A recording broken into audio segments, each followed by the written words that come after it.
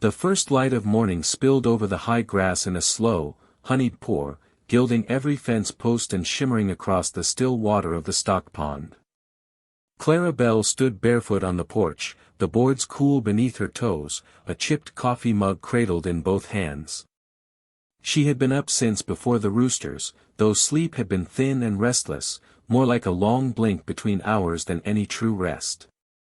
Out past the pasture, 3 riders moved at a leisurely gait, their silhouettes dark against the sun's glow, and though they were still far off, she knew without squinting exactly who they were. Zeke Crow's men had a way of riding that was not so much a pace as it was a claim. They cut across land like they already owned it, their shoulders loose, their posture arrogant. Clara's grip on the mug tightened until her knuckles showed pale through sun-browned skin. She told herself they might just be passing through, but deep down she knew better. It had been this way since her husband died 8 months back, the last breath rattling from his chest in the dead of winter while she sat beside him, counting each second he didn't come back. He had left her 80 acres of stubborn land and a house that leaned with the wind but didn't fall, and she had held to it with both hands, though the world seemed to be prying her fingers loose. When the riders drew closer, she stepped back into the shadow of the porch roof, unwilling to give them the satisfaction of her gaze. She turned instead to the corral, where the mare lifted her head from the trough, ears twitching at the sound of hoofbeats. The morning still held a chill, but Clara could already feel the day warming with the kind of dry heat that sucked the moisture from your lips before noon. By the time she saddled her horse and rode into town for the meeting, the sun had climbed high enough to bleach the road pale. The town sat in a bowl of dust and wood, its main street a line of false fronts, windows clouded with grit. A wind carried the smell of stale beer from the saloon doors as she pushed them open and stepped inside. The room was already thick with bodies, men leaning against the bar, boots propped on chairs, and a few women gathered near the back, their voices low but sharp as needles. At the center stood Marshal Briggs, broad as a doorframe, a man whose badge had long since been bent to fit the shape of Zeke Crow's purse. "We're here to settle claims," Briggs announced, his voice carrying over the scrape of chairs. "Widow Bell, you've been behind on tax payments since February. Mr. Crow's offered to clear the debt and take the property off your hands." A murmur rolled through the room, half feigned sympathy, half eager curiosity. Clara felt every eye land on her, each gaze await. She kept her chin level. "The taxes are paid. I've got the receipts at home." Zeke Crow's smile was slow, practiced. "Paperwork has a way of gettin' lost. Best cut your losses, ma'am. Ain't no shame in lettin' a stronger hand tend that land." The words stung, not for their cruelty but for the ease with which they were delivered, as if her life's work were a calf too weak to stand. In the corner, Martha Lou, the storekeeper, leaned toward another woman, her voice just loud enough to carry. "Ain't right, a widow clingin' to land she can't run. Pride don't put beef on the table." Clara swallowed the heat rising in her throat. "I'm not selling." The meeting broke soon after, but the sting of it clung to her all the way home. She passed the riders again, this time at the edge of her property, their eyes following her like shadows. She forced herself not to look back until she reached the barn. That afternoon, she found the damage. The north fence line was down in 2 places, the wire clean cut, the grass trampled. A dozen head of cattle were missing. She followed their tracks through the pasture until the sun dipped low, the air cooling against her sweat, but she didn't see the herd again. The next morning, she was back at the fence, trying to mend the break with raw, blistered hands. The wire bit her palms, and she cursed under her breath, the kind of small, private swearing she never would have done when her husband was alive.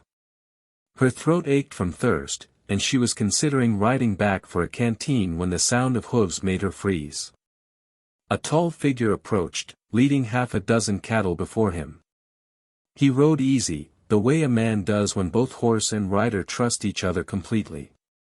Dust swirled at his boots as he dismounted and began guiding the strays back through the gap without so much as a word. She straightened, wary, one hand near the post driver. He didn't meet her eyes right away. Instead, he crouched at the fence, setting the post straight, threading the wire back with the calm of someone who's done this more times than he can count. Only when the work was done did he tip his hat, revealing eyes the color of old whiskey. "Name's Jonah McGraw," he said, voice low.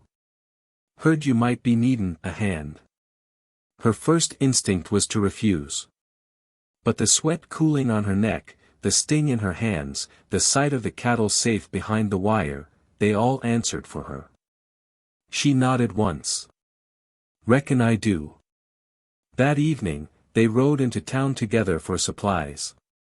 The stares followed them down the street, the murmurs quick and cutting. Widow Bells found herself a drifter, someone muttered from the porch of the mercantile.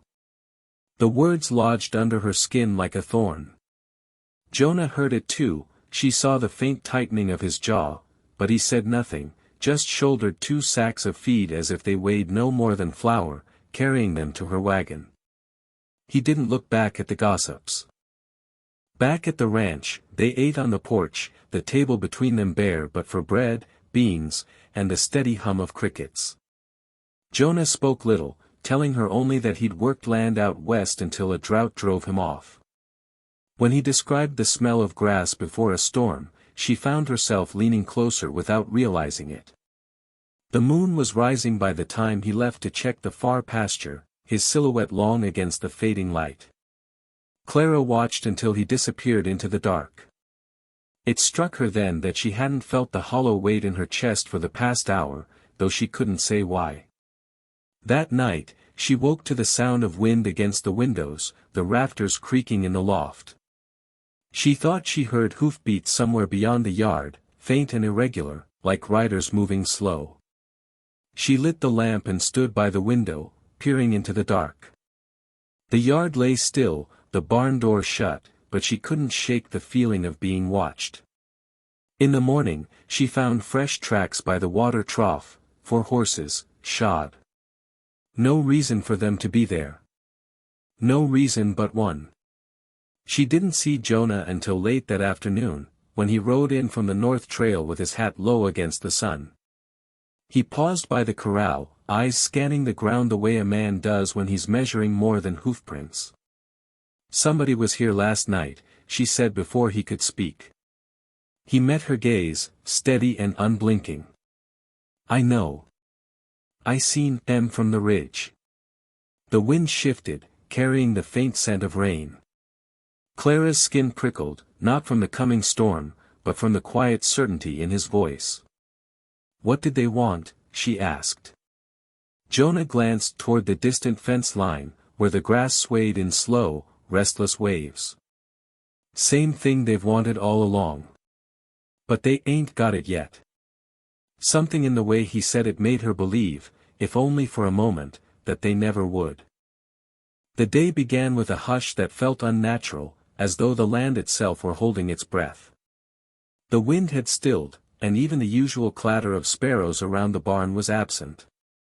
Clara stepped onto the porch and saw him, Zeke Crow, riding in with 3 men behind him, their silhouettes hard against the pale sky. They came at a measured pace, the kind of slow advance meant to let fear grow on the person watching. When they halted before the porch, Zeke swung down, the spurs on his boots giving a sharp note to the silence. His hat cast his eyes in shadow, but the smirk on his mouth was visible enough. "You've had your time, widow," he said, his tone almost casual. "This land's forfeit. Taxes unpaid. I'm here to collect before sundown." Clara stood at the top step, hands hidden in the folds of her skirt so he wouldn't see the way her fingers trembled.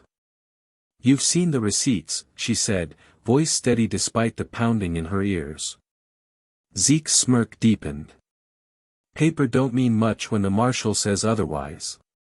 He tipped his head toward his men. "We'll be back before dark. Best be gone by then." The hoofbeats faded down the road, but the dread they left behind didn't. Clara's eyes swept over the house, the barn, the fields beyond, the bones of her life. The thought of leaving it felt like stepping into air with nothing beneath her feet. By mid-morning, Jonah returned from the far pasture, dust clinging to his shirt and the brim of his hat. She told him everything in clipped sentences, watching his face for reaction. He didn't curse or raise his voice. Instead, he removed his gloves slowly, set them on the porch rail, and said, "Don't pack a thing." Something in his calm carried more weight than any promise could.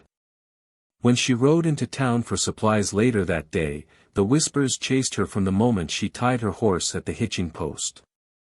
Martha Lou called to her from the mercantile door, voice sugared with false sympathy. "You know, Clara, there's no shame in lettin' go before it gets ugly. A woman's got to think about her future." Clara didn't answer. She pushed past, grabbed what she needed, and left, but the words stuck. She felt them still when she reached the ranch again, the low sun painting the grass in copper light. Jonah was on the barn roof, hammer in hand, mending the warped boards without having been asked. The sight lodged something warm and unfamiliar beneath her ribs.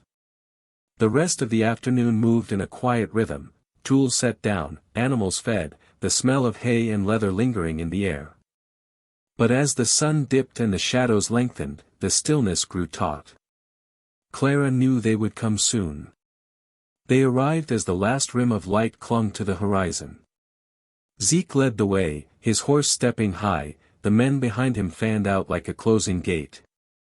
Jonah was already by the corral, leaning against the post as if he'd been waiting all day. No gun on his hip, just the coil of rope hanging from his shoulder. "Move aside," Zeke called, reining up a few yards away. Jonah didn't move. "You'll turn around." One of Zeke's men laughed under his breath and started forward, but Jonah's rope was already uncoiling, the loop hissing through the air. It landed not on the man, but on the lead horse's neck, snapping tight just enough to make the animal rear. The sudden motion startled the others, their mounts sidestepping, nostrils flaring. In that pause, Jonah stepped forward, guiding the panicked lead horse toward the narrow gully beyond the corral. It was a piece of land most avoided, loose rock underfoot, steep sides that could trap a rider. Zeke's men realized too late where they were being drawn. "You try to push through," Jonah said evenly, "you'll break a leg, yours or your horse's." The marshal wasn't there to back them up this time, the empty road behind them offered no help, no cover. Zeke glared, jaw tight, but there was calculation in his eyes now. He spat into the dust. "This ain't over." Jonah's gaze didn't waver. "It's over for tonight. Ride." They rode. Not fast, not in defeat they would admit aloud, but far enough that the dust of their departure rose like a curtain between the ranch and the trouble they'd brought. When the sound of hoofbeats faded, Clara realized her shoulders had dropped, the tension gone from her jaw. She stepped to the fence, close enough to feel the heat coming off Jonah's arm. "You didn't have to do that," she said, though she knew he had. He tipped his hat slightly, eyes fixed on the horizon. "Didn't do it for thanks." For a moment, they stood in the cooling air, the scent of distant rain drifting on the breeze. She looked at him then, not at the dust on his shirt or the rope coiled in his hand, but at the steadiness in him, the way he anchored himself like an old oak no wind could uproot. The moon rose full and pale over the ridge, casting the fields in silver. Somewhere out in the dark, a lone coyote called, its cry fading into the night.